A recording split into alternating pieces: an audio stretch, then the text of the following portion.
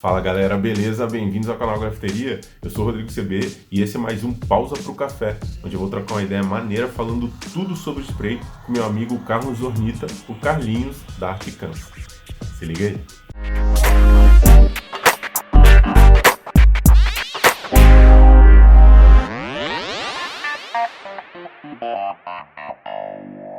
Para você que quer crescer de verdade no grafite, com um curso completo de início, meio e fim, trazendo tudo que você precisa saber para partir desde o zero até o profissional na arte do grafite. E ainda, se você já tem conhecimentos, você vai dar aquele upgrade nos seus conhecimentos. Esse é o nosso curso Como Grafitar. Ele está em promoção nesse mês e o link com desconto está aqui na bio e no comentário fixado. Não se esqueça de entrar lá e se tiver alguma dúvida, fala com nossos atendentes que estão lá de plantão em todo horário comercial. Você pode tirar todas as suas dúvidas e depois disso você faz parte de um grupo VIP, onde você pode tirar suas dúvidas diretamente comigo e ter um acompanhamento durante todo o seu curso. Como grafitar, não perde essa oportunidade. O link está aqui na bio e no comentário fixado.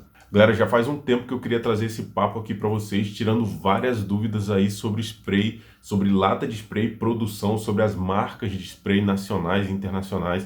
E o Carlinhos, ele tem um forte conhecimento nessa área e nós vamos trocar uma ideia maneira aí. Eu tenho certeza que vai enriquecer demais o conhecimento de vocês nessa parte de produção e de marcas de spray e de tudo isso, desse material que a gente consome tanto aqui no grafite. Então, para falar um pouquinho do Carlinhos, eu vou falar um pouco do portfólio dele para vocês entenderem do que eu estou falando e do nível de experiência que esse cara tem. Bom, ele está no grafite desde os anos 2000, ele é ex-b-boy. Em 2011 começou a surgir um interesse por importar materiais porque ele não conseguia um fornecedor no Brasil. Ele é formado em artes visuais, em teologia e tem pós em negócios internacionais, que ele fez para melhorar a logística e a redução de custos do spray para grafite. De 2006 a 2010 ele foi sargento do exército, mas ele saiu para voltar e se dedicar apenas ao grafite. Ele é fundador da empresa Articans Shop e criador da marca Articans. Foi distribuidor oficial da Montana Cans no Brasil e atualmente distribui a Flame Paint. Para melhorar seu relacionamento com empresas e fornecedoras de spray como Montana Cans e Flame,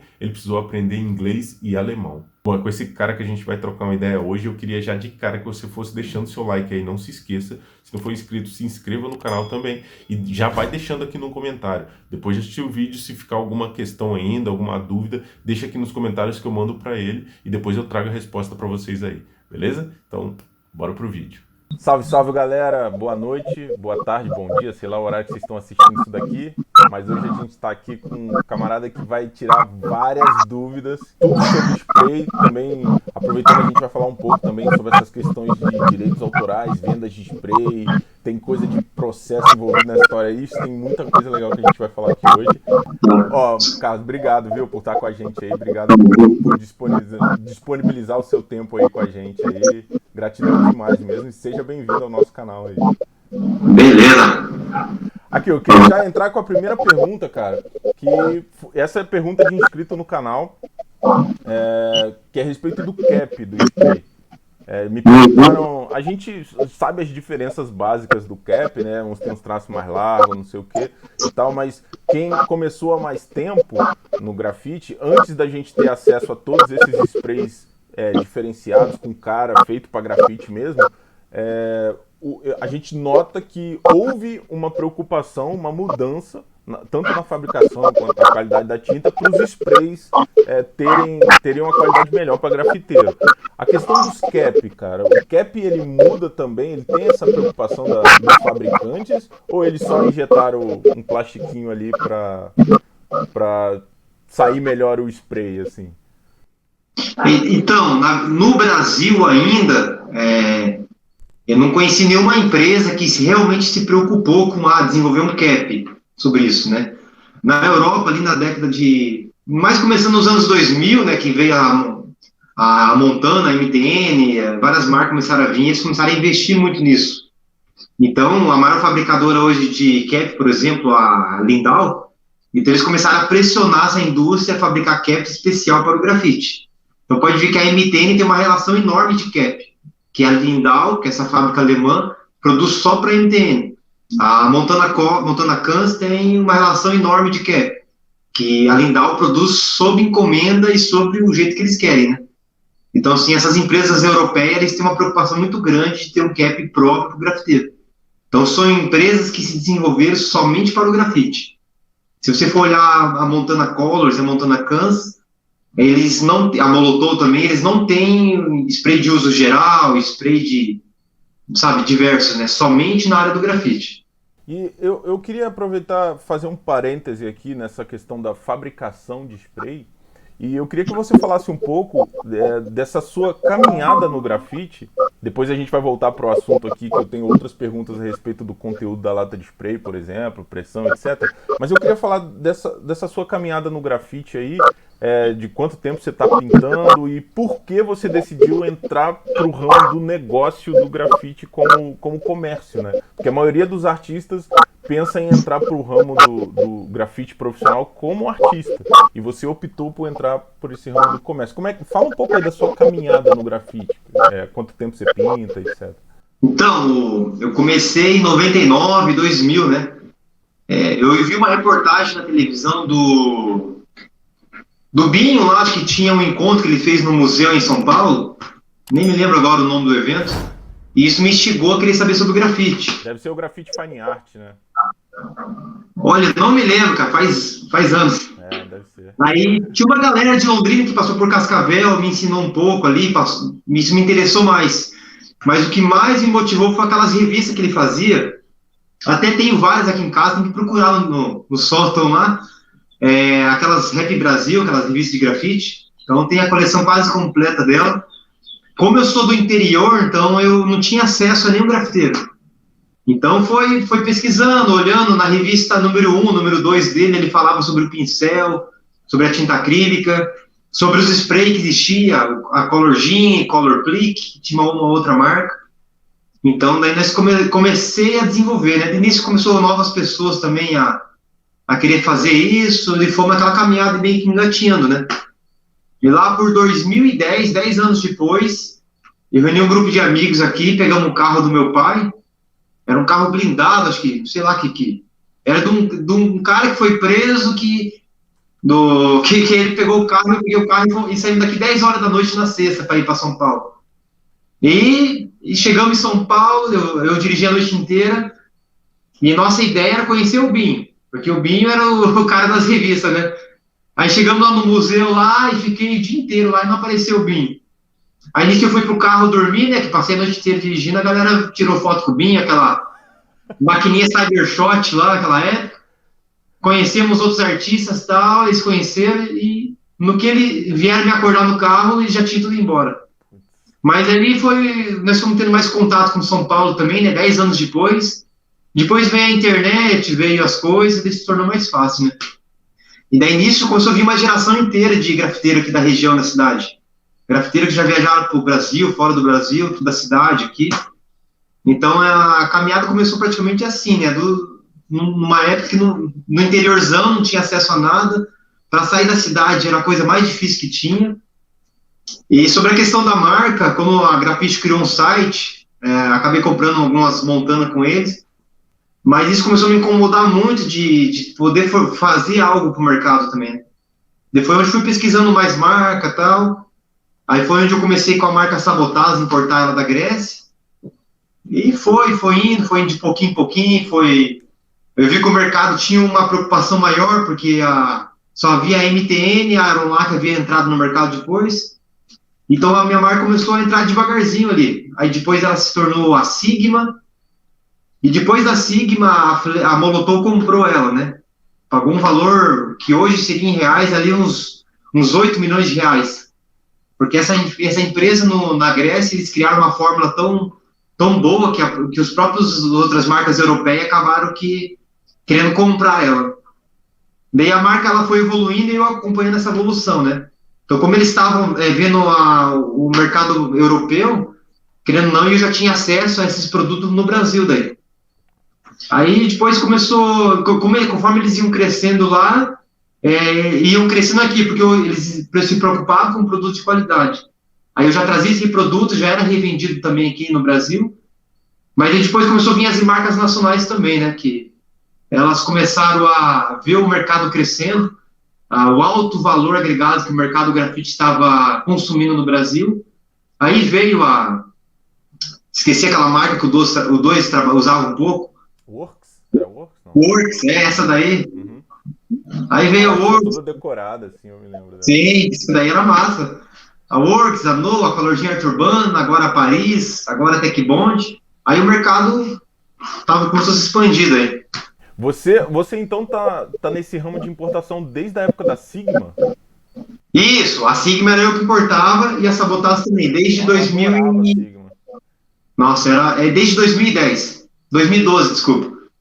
Eu até 10 anos gostava da Sigma. E a Sigma, ela tinha uma pegada meio da Flame, que ela tinha as azulzinhas e as laranjinhas, que era low pressure e high pressure, não é? A Sigma, pra mim, é a melhor marca até hoje. Só que a Molotov comprou ela, né? Então, porque hoje a Molotov tem a qualidade que a Sigma tinha naquela época, é isso?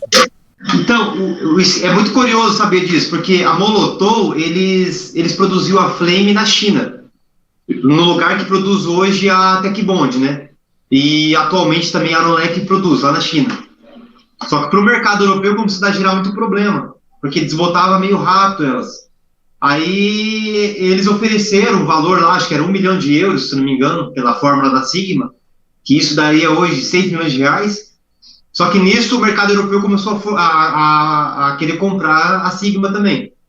Até que quem ganhou a maior proposta foi a Molotov, né? A Molotov pagou 1,5 milhão de euros, que dá hoje ali 9 milhões de reais, para proibir a fábrica Cosmos Lac, que é da Grécia, de produzir Sigma e produzir somente Flame para eles.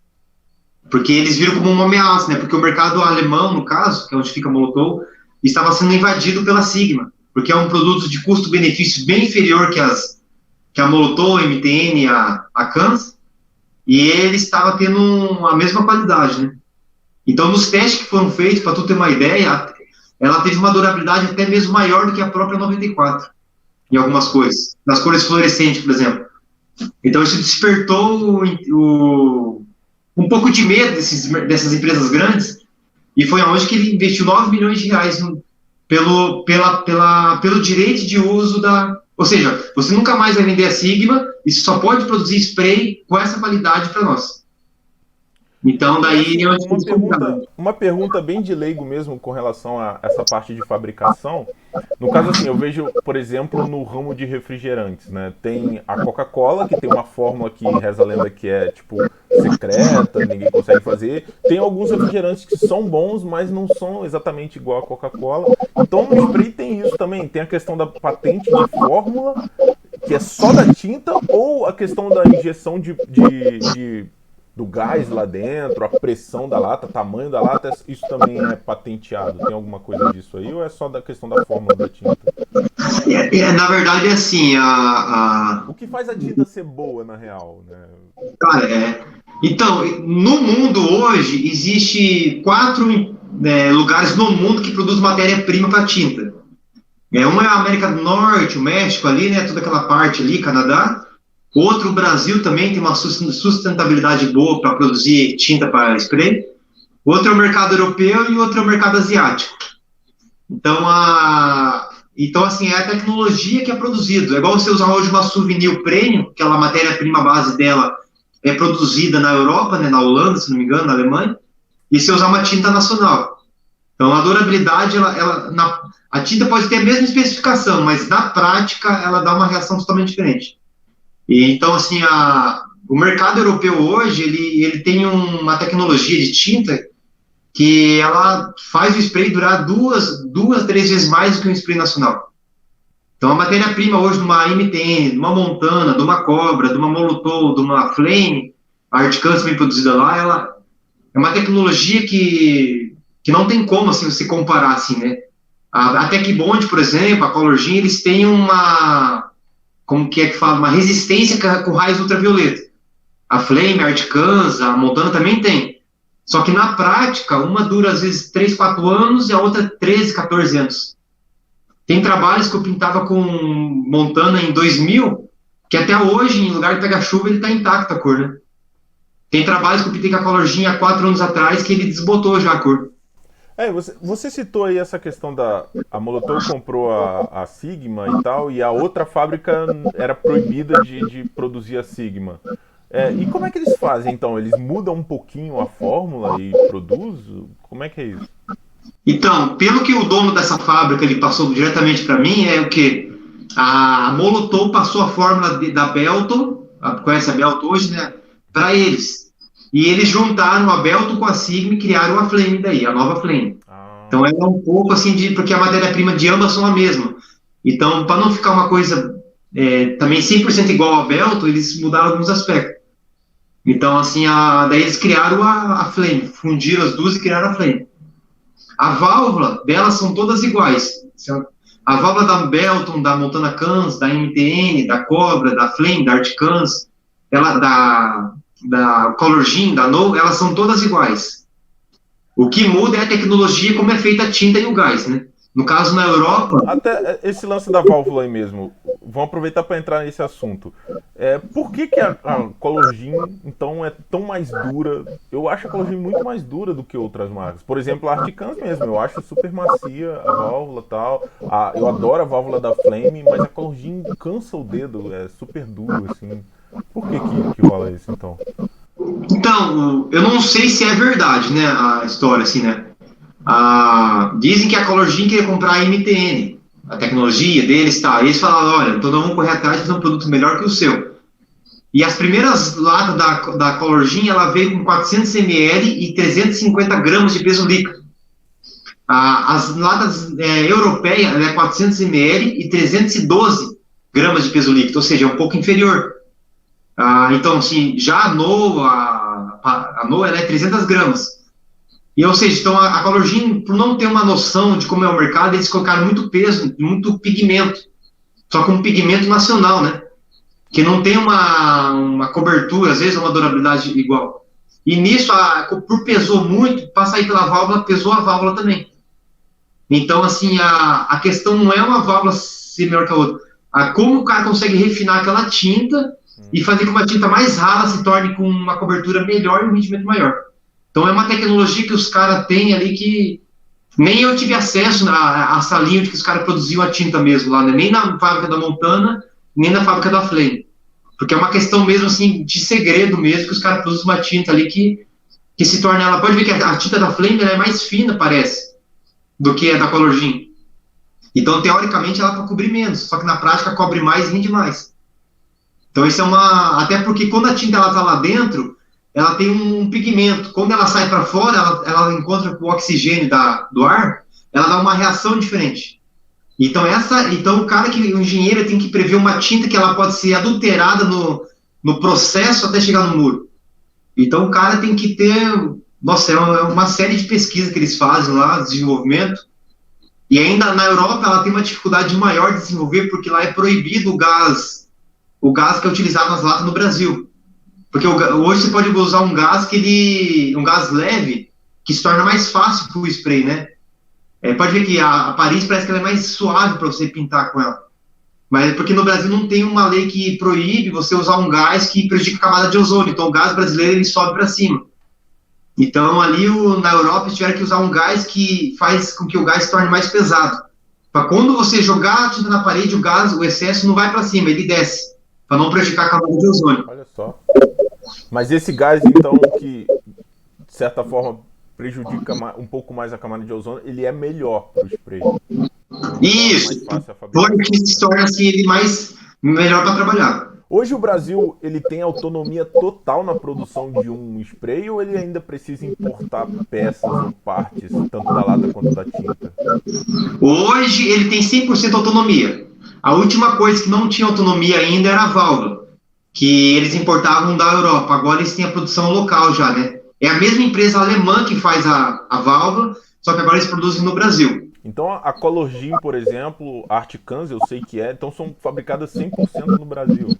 Não, a Articans é produzida na Europa. Ah, é? Não, desculpa, a Articans não, a Paris. A Paris tem uma fábrica no Brasil, não é? Ah, tá, isso. A Paris e a Color Jean, então, são 100% nacionais mesmo. Tem outra marca que é 100% nacional, que você sabe? A Nou também, né? Ah, No também, pode crer. Você pode ver que entre a Paris e a Color Jean, a válvula tem diferença, né? O bico é o mesmo, tudo é o mesmo. Só que tem diferença. Porque a Paris, ela é 400 ml, 275 gramas de peso líquido. Então, o peso líquido dela é um pouco inferior daí que o comum, né? Então, No consequentemente... caso, vem uns ml a menos de tinta, é isso?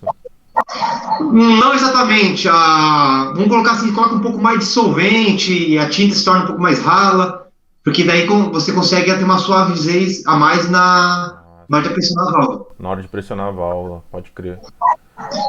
Outro assunto que a galera me perguntou muito aqui, já que a gente está falando de pressão e eu não soube responder, eu vou perguntar exatamente como o cara perguntou para mim. Ele falou assim, a diferença da alta pressão para baixa pressão gasta mais tinta ou é mais econômico usar baixa pressão? Eu acho que hoje a Flame que está chegando pra gente que tem essa diferença, uma linha de alta pressão e uma linha de baixa pressão, né? A Sigma também tinha, eu não sei se tem outra marca hoje que tem, você pode escolher, eu quero essa cor baixa pressão e essa alta pressão. Eu sei a Flame tem, mas como é que é a diferença disso daí? Tá só na questão da quantidade de gás ali dentro mesmo? Então, no caso, na prática, as duas têm a mesma quantidade de tinta, só que daí tem um pouco mais de gás na alta pressão, né? E eles usam fat cap. No mercado europeu, eles usam muito alta pressão, lá o que vende é alta pressão, porque é mais o bombe, mais o vandalismo, que a galera está sempre praticando lá, é bem, assim, é bem forte isso, né? Até grafites maiores também, eles vão fazer um prédio, por exemplo, nós ainda usamos rolinho, tinta, né? Eles é só spray. Então, assim, então eles preferem a alta pressão. No Brasil, criou-se como se, sei lá, criou uma cultura que a baixa pressão é melhor. Então, assim, até a Flame já estamos deixando de ter a alta pressão aos poucos já, porque ela não tem saída. Então, assim, e somente a baixa pressão. Então, é mais uma questão cultural, né? Rendimento, essas coisas, o cap influencia muito. Por exemplo, você vai usar aquele Ultra Fat, que é aquele amarelinho, ou Astro Fat da MTN, como ele joga muita tinta, ele desperdiça muita tinta no ar, né? Então, consequentemente, ele vai render menos. Agora, você usa um cap, por exemplo, o Level 2 ou aquele Lego New York Fat, é um cap que ele consegue aproveitar bem a tinta. Então, você vai ver que ele vai ter um rendimento maior. Então, vai do cap de desperdiçar mais tinta ou não daí. Eu acho que é questão do cap, né? E uma parada que eu notei, cara, que isso aí é uma impressão que eu tenho, e você, como entende bem dessa questão das latas de spray, talvez você saiba me dizer se é verdade ou não, é que eu noto que quando, por exemplo, eu pintei em Recife, ou pintei em Maceió, que é quente para caramba, fazia uns 50 graus lá fácil, me parece que eu gastava mais tinta pintando lá do que aqui em Petrópolis, por exemplo, que é região serrana, e tem dia que eu saio aqui, tá 10 graus aqui fora, sacou? O calor externo influencia nisso também, na pressão interna, quando você gasta de spray? Influencia bastante, assim, né? Eu não sei em dados técnicos como que funciona isso, né? Mas é uma coisa que os europeus se preocupam muito, essa questão ali, porque como é um mercado lá que gera muito dinheiro, então as empresas estão investindo pesado. Que nem em Paris, ou no retrasado, por exemplo, deu 40 graus no verão. Morreu várias pessoas. E no inverno tá nevando -10. Então, uma diferença ali de 50 graus. Então, eles têm que criar um produto único que tanto para o inverno, tanto para o verão, não tem oscilação. Já aqui, a tinta, ela meio que se torna mais rala, parece. Eu não sei explicar direito. Ela se torna, quando tá mais quente, né? Ela se torna mais fina, ela sai mais fácil, parece. Então, isso, ela evapora, ela como por se tornar mais rala, é igual uma água, né? Como está muito quente, ela se torna fica no estado gasoso que ela evapora. Assim também é mais ou menos a tinta também. Eu quero trazer agora uma pergunta do meu parceiro Nicole, que era da SNE também, lá de Salvador, e a gente andou conversando um pouco sobre isso, e ele falou a respeito da MTN. Ele falou, e nós falamos isso aqui em off também, você falou um pouco a respeito de mercado e tal, de marcas, e você citou, pelo que eu entendi, que a MTN não estava vendendo mais no Brasil direto, e Ele falou pra mim assim, cara, vou repetir o que ele falou. Ele falou, ó, eu usava a 94 antigamente e era muito melhor do que essa 94 que eles estão vendendo aqui hoje. Aí o que aconteceu? Houve alguma modificação no mercado com a 94? Como é que foi esse negócio aí? O que rolou, cara? Na verdade, é questão também assim, na verdade, é a questão também assim, como posso dizer assim, as leis europeias também elas estão cada vez mais rígidas para produzir inflamáveis, recipientes, porque um spray hoje para você reciclar, mas por questões ambientais também ele é bem chato, né? Então aquele gás brutão, por exemplo, que eles utilizavam antigamente, lá já não pode mais se utilizar. Por exemplo, a tinta ela tem tem uma tinta que o cheiro é mais forte. Isso não influencia em nada, né? Porque o cheiro é um corante que a pessoa coloca lá. Mas se você pegar, por exemplo, um isopor e pegar uma tinta Color Jean Art Urbana e colocar uma Art Cans, uma 94, você vai ver que você pode pintar um isopor que não derrete com uma tinta europeia. Mas com uma tinta nacional ele ainda derrete. Então, essa diferença, essas matérias-primas, não se pode mais utilizar na Europa, que nem o chileno. O chileno é uma composição que causa câncer e é muito tóxica. Todos os produtos brasileiros têm esse chileno. Os europeus não podem ter esse chileno. Então, eles tiveram que desenvolver um produto diferente, com a matéria-prima sustentável, para não ter esse chileno e manter a qualidade. Então, assim, é um desafio que a indústria europeia tem grande hoje, contra as indústrias chinesas e brasileiras. Já tem várias ações também na Organização Mundial do Comércio de reclamação, né, desses países que liberam e o mercado europeu acaba perdendo, né? Para você ter uma ideia, o mercado brasileiro, há uns 2 anos atrás, consumia uma média de 160 milhões de reais em tubo de spray só para grafite. Eu fiz um estudo. Então, assim, o produto europeu, ele tinha no máximo 4% do mercado. 4, 5%. Então, assim, para você ver a complexidade que os europeus têm hoje de entrar, né, no mercado brasileiro, porque o custo aumenta, eles têm as regras deles lá, e eles têm que competir num mercado que é liberal, que produz tudo aqui ainda, que tem vários benefícios também, né? Então, assim, e competir aí na questão da qualidade, entre aspas, né? Então, assim, é um desafio muito grande pelas leis de cada país. Tem processos judiciais rolando na ONU, tal, para unificar isso, mas acredito que demora ainda uns 20, 30 anos ainda para querer sair alguma coisa. Eu me lembro quando eu estive em Barcelona em 2015 e a gente deu um pulo lá na MTN, conversamos com o pessoal e tal, e eles me deram para testar umas latas de spray à base de água, que era uma latinha pequenininha assim e tal. Eu cheguei a ver no Brasil depois, só que era super caro pra cá, não dava pra... Lá eu acho que tava na loja deles 7 euros, uma coisa assim. Aqui no Brasil tava tipo 60 reais, era bem mais caro assim. E essa base de água não compensa para eles fazer? Tem um desafio maior na fabricação dela? Porque eu vi que outras marcas não aderiram muito a isso, né? É que, na verdade, é um mercado novo, né? Porque se você vai trabalhar com base de água, você tem que mostrar o porquê, tal. Por exemplo, a usina de Itaipu, né? Você já ouviu falar de Sabina, a maior usina hidrelétrica do mundo, ela é aqui da região nossa. Nós criamos um projeto de grafite lá, onde atendemos 53 municípios da região, e falamos, o tubo tem que ser um recipiente reciclável, assim, assado, tal. Aí nós criamos um mercado para Art Cans, né? Porque a Art Cans, ela pode ser descartada em lixo comum, só furar. Então, assim, aos poucos, o próprio país... Explica só esse negócio aí pra gente saber melhor aí. Isso aí eu não sabia. Se você olhar no verso das latas europeias, vai ter um símbolozinho de reciclável, né? Ou seja, é só você meter um furo ali, sair o gás, já pode jogar no lixo comum. Que eles podem reutilizar aquele lá para reciclar de alguma coisa. Então, é uma matéria-prima diferente que se utiliza nesse recipiente. Olha só, cara, que legal. Então, assim, porque há um desafio grande.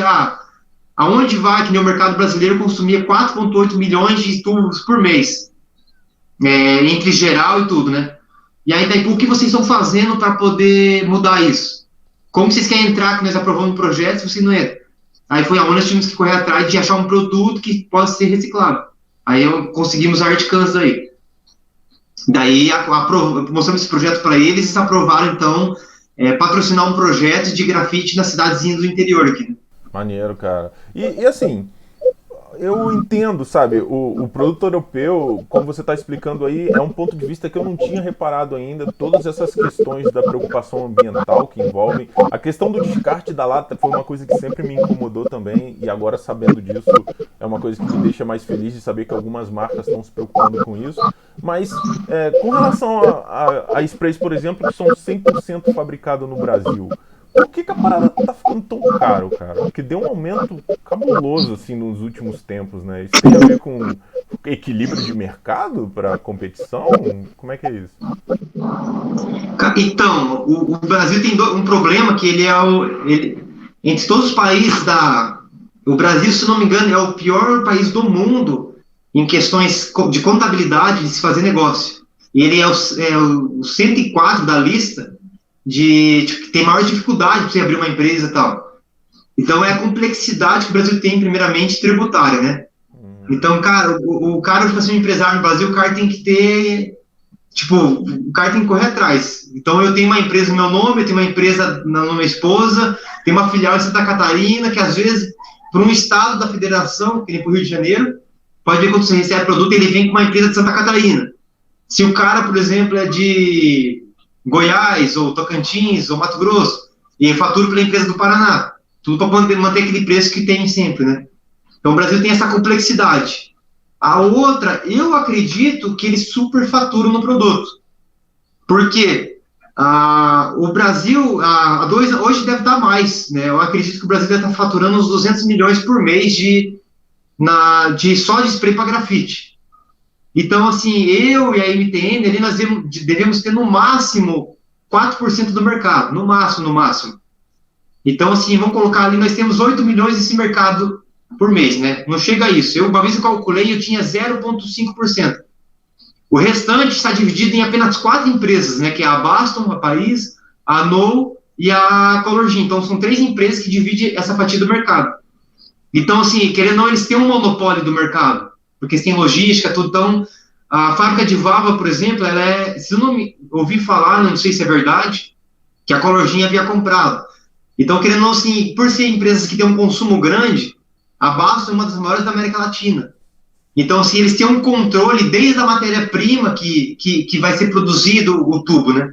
Então, eles têm esse controle sobre esse mercado, entre aspas. Então, eles conseguem manipular um pouco o preço.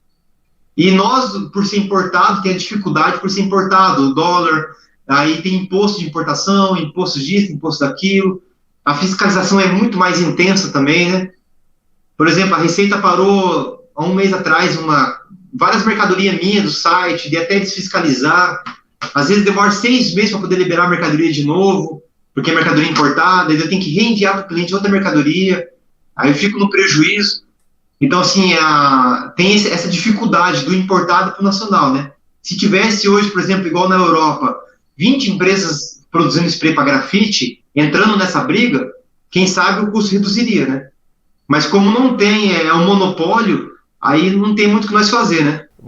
E falando nesse esquema de monopólio aí, você estava me contando que você já sabe tudo sobre essas questões de patente, de direitos autorais, essas paradas todas. Você andou recebendo uns processos aí por causa disso, não foi, cara? Conta pra gente, dá para falar um pouco desse negócio aí? Foi da Montana Química, da MTN, eu falo abertamente aqui porque que eles entraram com um processo assim, para mim, por causa da Montana, né? Que a Montana está no Brasil, prejudicando eles, e eu comecei a me defender, eu fui estudar sobre leis internacionais, tal, eu consegui provar para eles que eu tenho o direito de utilizar a marca.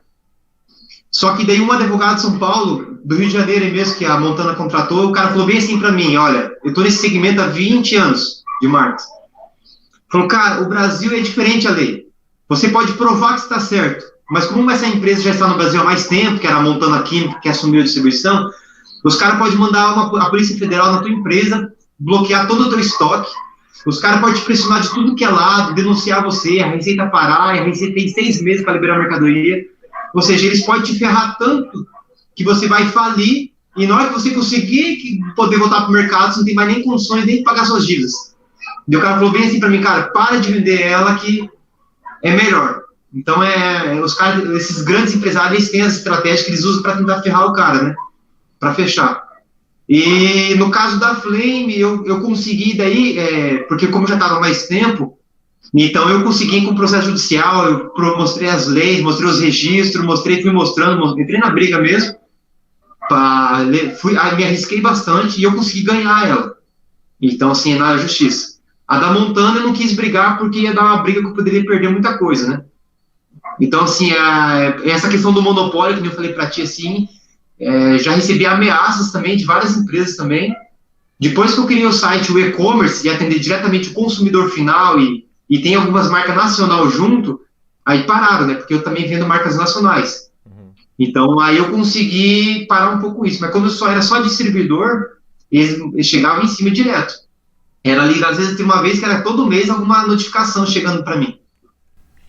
E a questão da fabricação da Articans, você optou em ir primeiro lá fora ver ou você chegou a tentar fabricá-la por aqui?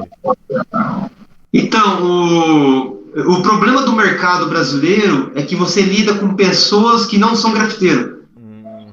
Cara, e eu por ser grafiteiro, às vezes você pegava um produto lá e o proprietário da empresa não tá nem aí. Só quer vender e fala que é para grafite, pronto, acabou.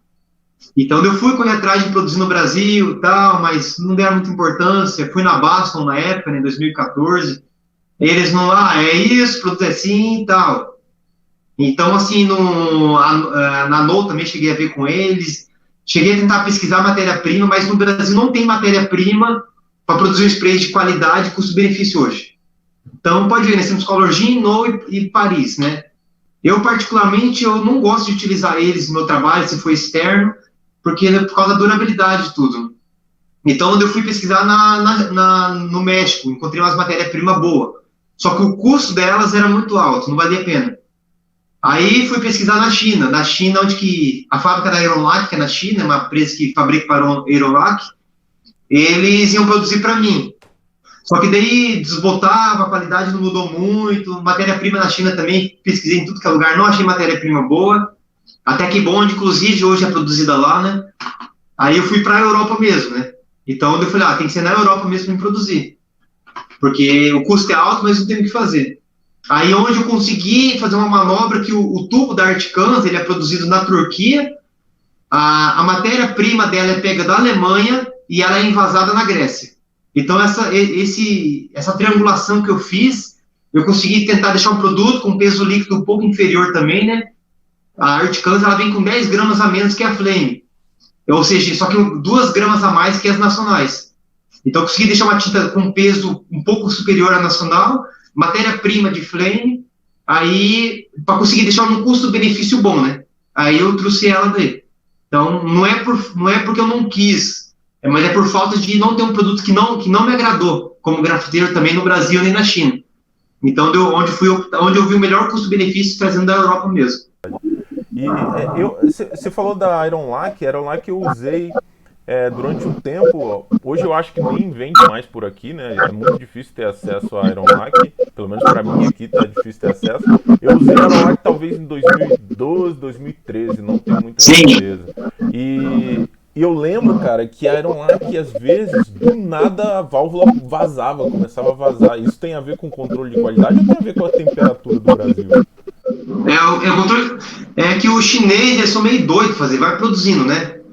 E a Europa, por ser um clima muito extremo, eles são obrigados a criar um produto que consiga resistir o calor intenso, uma lata o dia inteiro no sol lá, e também no inverno não, né?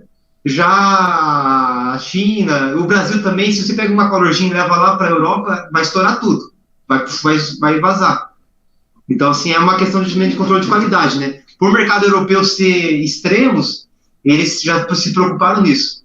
E hoje, assim, cara, eu tenho visto agora já uma coisa um pouco mais especulativa, né? Uma pergunta um pouco mais especulativa, falando agora você como comerciante também, que você tem um site lá que você vende outros produtos. O que eu tenho ouvido mais reclamação, obviamente, é com relação ao preço das tintas, né? Da galera por aqui, tanto dos inscritos no canal também. A galera fala que nem tem pintado tanto por causa do valor das coisas. Você acha que, tipo, tem luz no fim do túnel aí para melhorar valor de tinta, umas coisas da preocupação do mercado nacional? Ou você acha que, especulativamente falando, a tendência é piorar a questão de valores aí?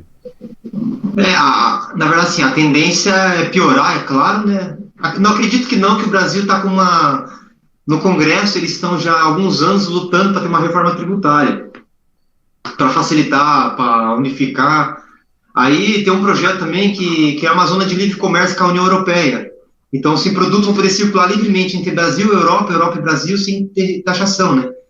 Então, assim, o Brasil está em mudanças no Congresso, tem projetos de lei que estão sendo discutidos direto, que é para poder mudar isso, que o Brasil, querendo ou não, há uma guerra fiscal muito grande. E só que o problema da Color Gin, vamos citar o exemplo, que eles produzem, eles vendem para um distribuidor, que esse distribuidor vende para uma casa de tinta, e essa casa de tinta eles querem lucrar o dobro. Então, assim, a cadeia de suplemento ali que vai passando é muito grande.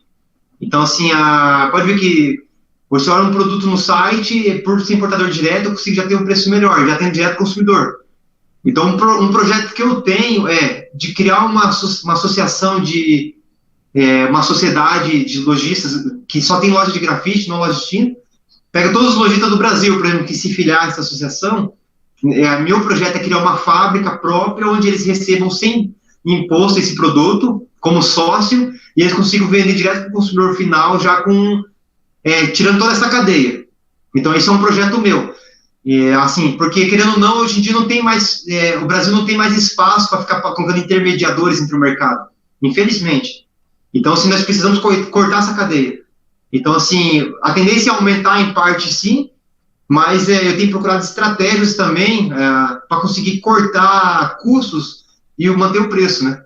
Então pode ver que hoje, se comprando uma marca importada numa loja de grafite, ou até mesmo no site, ela se torna mais barata que uma Color Gin numa casa de tinta. Então, assim, porque já estou criando fórmulas de levar a mercadoria direto para as lojas dos lojistas dos seus estados, né? Então, assim, é uma coisa que não tem um custo nenhum, faço mais por causa do grafite brasileiro mesmo. Sim, eu acho que nem eu falando pro Izzy da grafite lá uma vez, lá, né? Falei, cara, se um dia a sua loja fechar, cara, eu acho que vai haver luta no Brasil, cara. Porque é a história, né? Então não podemos deixar fechar essa loja.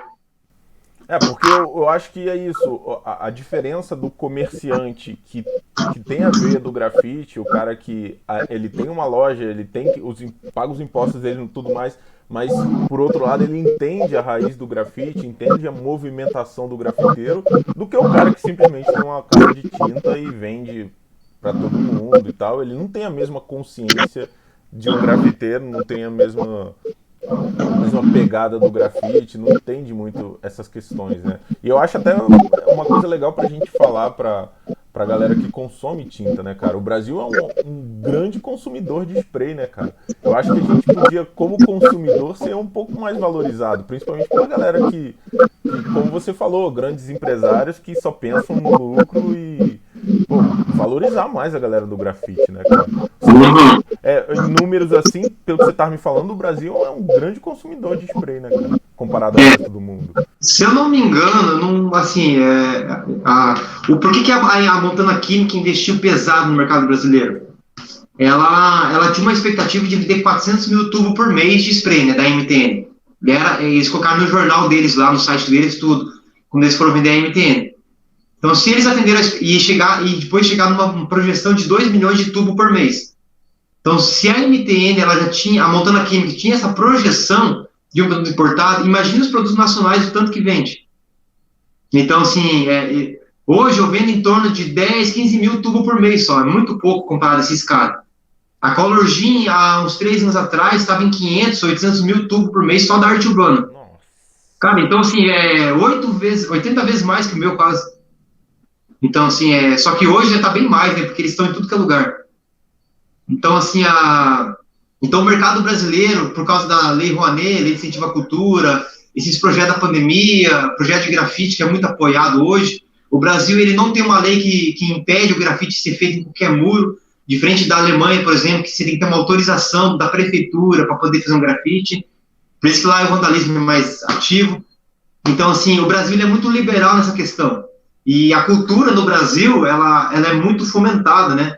Não sei se você lembra uma revista que o Binho fez, que os grafiteiros, a galera do hip hop estava com o Lula lá, com o presidente Lula, tirou uma foto no Congresso. Então, assim, esse governo ele apoiou muito a cultura e o grafite. Então, se o Brasil ele disparou e se tornou o maior consumidor hoje de spray para grafite do mundo. Disparado ele. Por isso que a Montana Química ela decidiu investir nesse mercado também, né? Ela viu muito dinheiro envolvido. Então, galera, ó, vocês estão assistindo aí, entendo que o mercado do grafite não é um mercado pequeno. O mercado do grafite não é um mercado que tem que ser menosprezado ou tem que ser diminuído. É um grande mercado que movimenta uma grana, movimenta o emprego de uma galera também. Então, assim, a gente entende que o custo dos sprays tem muita coisa envolvida ali, tem muita coisa embutido, principalmente questões fiscais, como ele estava explicando aqui, no Brasil realmente é muito difícil as questões fiscais em imposto, mas, por outro lado, principalmente as marcas nacionais poderiam valorizar um pouco mais os grafiteiros aí e dar um pouco mais de suporte para a galera para a gente continuar trabalhando e continuar fazendo um trampo massa. Esse dia eu fui importar caneta de gel, caneta normal. Por ser caneta no estilo caneta Bic, é proibido importar para o Brasil. E para você ver que o monopólio, eles conseguem envolver até o que eles podem trazer, o que não pode, né? Olha só. Então, eu trago o spray... Mas a Bic embarrera de trazer canetas semelhantes a dele. Por ser uma empresa grande, é. Olha só. E no caso também a válvula, eu não posso importar a válvula direto e envasar no Brasil a válvula. A válvula importada direto. Eu não posso. O spray envasado completo, importado, aí ainda eu consigo, né? As empresas aí não viram isso uma ameaça para eles, porque eu consumo menos de 1% do mercado nacional, eu e a MTN. Então eles não viram por que querer barrar e importar o spray pronto. Mas só as válvulas, importar direto da Europa, elas já são proibidas também, do spray. Então pode ver que as empresas grandes conseguem... O monopólio das grandes conseguiram embarrear a entrada de insumos para fazer... Brasil. Então, o que a gente tem que fazer é torcer mesmo para que as leis melhorem e que os pequenos empresários também possam desenvolver o seu rolê aí, né, cara? Porque eu acho que é isso. Não tem problema nenhum em uma empresa ser muito grande, não tem problema nenhum em uma empresa conquistar mais mercado, mas ficar impedindo que pequenos empresários gerem um mínimo de concorrência. Até pra gente ter uma concorrência, questão de qualidade, questão de preço, questão de outras marcas também, né? Ter opções aí como consumidor. É feio os caras impedirem que a pequena empresa também se desenvolva, né? Fazer de tudo para impedir. Isso deve ser um desafio que você enfrenta diariamente aí, né? Isso que tu falou na Europa, por ser um mercado bem aberto, não tem essa questão da concorrência muito forte. Então pode ver que a melhor coisa que existiu é a briga entre as duas montanas, né? Porque as duas vivem em guerra direta, se matando, e quem ganha é o consumidor, porque as duas têm que criar um produto barato, de qualidade melhor. Então, eles estão sempre inovando, guardando segredo e tal. Então, assim, pode ver que Molotov, Montana e as duas Montanas é uma briga constante. Então, uma criou uma forma nova, outra cria uma forma melhor, outra vai indo. E no Brasil não tem isso, né? Então, a Colorgen faz o produto dela, não tá nem aí se tá bom ou não, se tá compatível ou não tá nem aí, né? Pode ver que deu problema com as válvulas lá, isso um pouco caso. Então, assim, o Brasil, ele não tem essa concorrência, então o povo não tá nem preocupado com se o produto tá atendendo, não. Como tá consumindo bastante, tá entrando dinheiro, então para eles tá bom do jeito que tá, né? Porque a concorrência leal seria a questão disso que você falou, melhorar a qualidade. Tá crescendo essa marca ali, então eu vou oferecer um produto diferenciado, vou oferecer uma válvula melhor, vou oferecer uma tinta melhor, etc. Aí essa concorrência é justa. Agora a concorrência do tipo, os caras estão querendo crescer ali, não, proíbe de importar válvula porque não quero que tenha concorrência. Porque aí já é uma concorrência desleal pra caramba, né, cara? Principalmente a minha cidade aqui, por exemplo, pra você ter uma ideia, é uma cidade que bem no interior, né, Cascavel, Paraná. É uma cidade, sim, hoje é a terceira melhor cidade do Brasil de se morar, né? É uma cidade que o Shopping Catuaí, que ele tá sendo proibido de há mais de 10, acho que quase 10 anos que ele entrar na cidade, não deixa. Tá na mão de 3 mercados apenas. Então aqui até o prefeito, uma vez o prefeito é conhecido nosso, ele fala que existe um grupo de pessoas que dominam a cidade. E é uma cidade rica, né? Tem 400 mil habitantes. Então, assim, é uma cidade muito controlada por esses caras grandes. Então, esses caras grandes conseguem controlar uma cidade, imagina só esse para controlar um país também, né, no segmento deles. Então, acho que é o mesmo reflexo do Brasil como país, acontece nesses lugares, né, cara? Esse reflexo de alguns poucos mandando, né? Então, assim, isso me faz crer que boa parte do problema que a gente enfrenta no grafite, que é com materiais nacionais, que é assim, uma qualidade meio duvidosa, esbarrando num preço alto, tem a ver com isso. Tem a ver com os caras que só querem lucrar e não estão nem aí pro dedo do grafiteiro que tá apertando a válvula ali, tá ligado? Pro cara que tá fazendo o grafite dele na parede ali e tal. E, enfim. Então, cara, só tenho a te agradecer demais aí por você ter destinado seu tempo pra falar um pouco com a gente. Enfim, faz aí o comentário final, fala alguma coisa aí que você quiser. Aproveita, se você quiser falar da rede social, da loja online também, fala os endereços aí, aproveita agora esse momento. isso aí, galera, valeu mesmo. Um dos projetos meus, na verdade, como grafiteiro, eu ajo mais na parte burocrática do país, né? Porque eu acredito que se não tivesse a Articans e a Flame hoje brigando pelo preço, quem sabe as lá estariam com um preço muito superior. Para vocês terem uma ideia, a Flame ela custa 5 centavos de euros, que dá quase R$ 1 mais caro que a 94 para comprar ela na origem.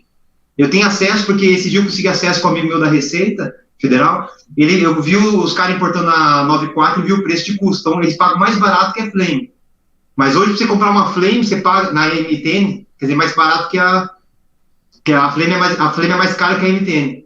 E hoje, você vai comprar hoje uma MTN, ela custa R$ 33 no lugar mais barato, né? E a Flame está custando R$ 25, R$ 26. E sendo que a Flame é mais cara. Então, assim, então é uma luta que eu tenho para conseguir manter a loja, manter esse preço competitivo, até para os lojistas também. A Articans também foi um projeto para tentar ter um custo menor. Não tem uma margem de lucro alta, porque eu tenho outros 2 empregos também. Mas o meu objetivo é lutar bastante pelo mercado brasileiro para conseguir manter um preço competitivo das marcas nacionais. Uma vez até pensei em desistir da Articans também, mas alguns falaram não desiste, porque ela segura o preço. Então eu fiquei um tempo sem trazer a Articans, o preço começou a subir das outras marcas também. Então eu tive que trazer de volta a Articans e os preços das outras marcas começaram a reduzir. Então a minha luta hoje para manter o mercado brasileiro é através disso, né? Então é lutando contra essas empresas grandes aí. E para vocês também, quiser conhecer também, né, o Instagram nosso, é Articans Shop, depois a gente vai estar colocando ali alguma legenda. Tem o nosso site também, que lá você calcula o frete. No site também você ganha um desconto se for à vista. Nós vamos com um projeto também no site agora de criar um sistema se o cara comprar uma quantidade maior também, e conforme a quantidade reduzir o preço também. Então, assim, o que nós estamos no nosso alcance também para nós conseguir ter um preço mais competitivo para vocês no mercado nacional de um produto de qualidade, nós estamos nessa luta também. Então, assim, mas o principal objetivo nosso também, que a minha renda hoje, ela não é só da venda do spray. Então, assim, eu tenho outros trabalhos meus, assim, que eu ganho dinheiro por fora, mas um dos motivos principais que tem no meu coração, mesmo como 22 anos de grafiteiro também, sou mais grafiteiro de rua também, né, eu gosto mais disso, é segurar o preço do mercado nacional. Então, assim, e cada dia, cada ano que passa é uma luta nova, é uma burocracia nova, é uma intimação da justiça nova, onde eu tenho que procurar uma coisa nova para conseguir se manter no mercado. Beleza, galera? E apoiem as Graffiti Shop. Vá em Graffiti Shop, consome em Graffiti Shop, ajude eles, porque ele é o sustento deles, né? É isso aí, galera. Pô, cara, obrigado demais aí por essas palavras também aí, que é importante a gente conscientizar a galera, que tem uma rapaziada que é do grafite e tá fazendo a correria também. E, enfim, galera, ó, vou deixar o link da Articans, deixar o link do Instagram deles todo aqui embaixo, vai tá aqui na descrição desse vídeo também.